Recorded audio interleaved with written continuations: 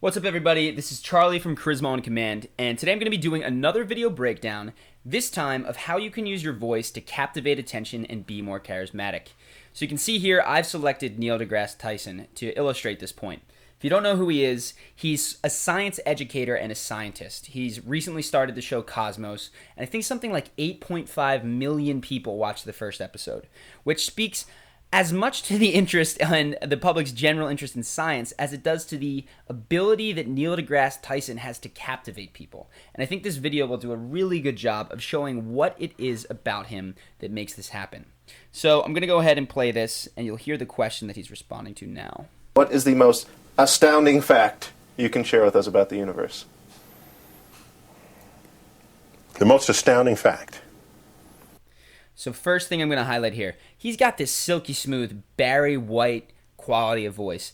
I can't even fake that. A lot of people can't.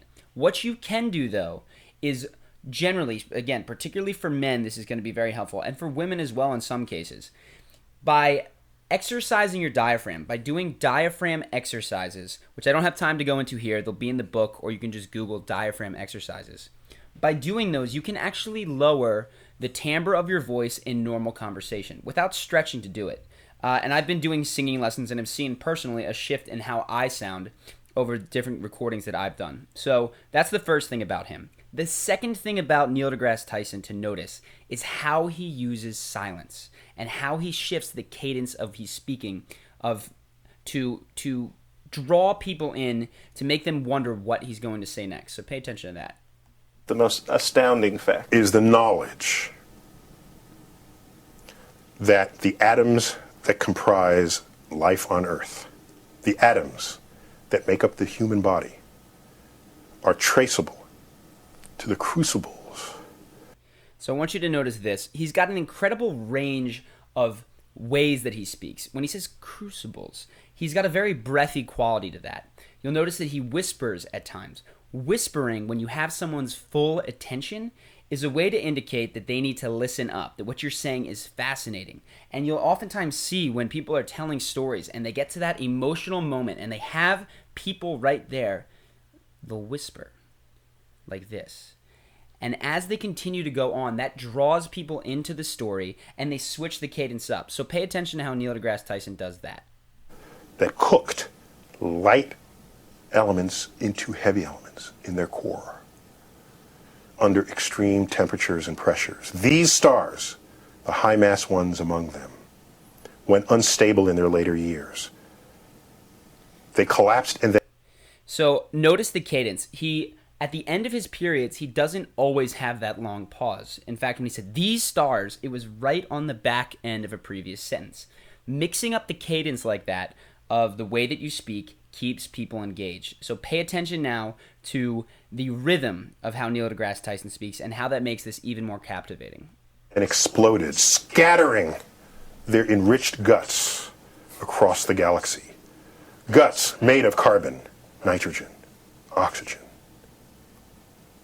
and all the fundamental ingredients of life itself. These ingredients become part of gas clouds that condense, collapse, form the next generation of solar systems, stars with orbiting planets. And those planets now have the ingredients for life itself.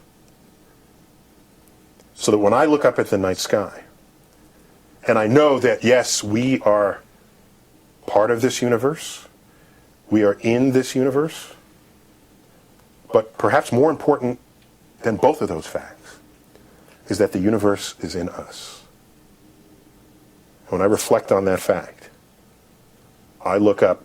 Many people feel small because they're small and the universe is big, but I feel big because my atoms came from those stars.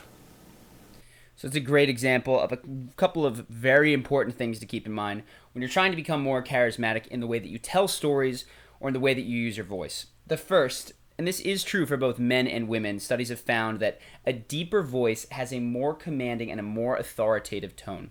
So the degree to which you can do diaphragm exercises to lower your voice is going to help.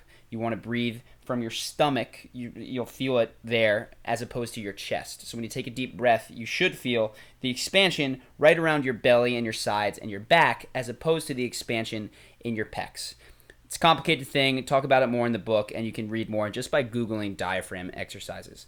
The second is that you need to have a range of tonality. You can imagine what this would sound like if I talked like this the whole time, and I'm sure that you know someone who speaks like that. A range of tonality is going to help engage people, and a range of cadence too. This is something I personally am working on right now. That is one of the things that makes Neil Degrasse Tyson such an engaging speaker, is that he sucks you in with those pauses and then puts you almost back on your heels by jumping right back in at unexpected times with new enthusiasm. So I hope that's helpful in terms of breaking down charismatic things that you can do when telling stories and using your voice. If you like this video, we've got other ones on eye contact, gesticulation, so feel free to check those ones out as well.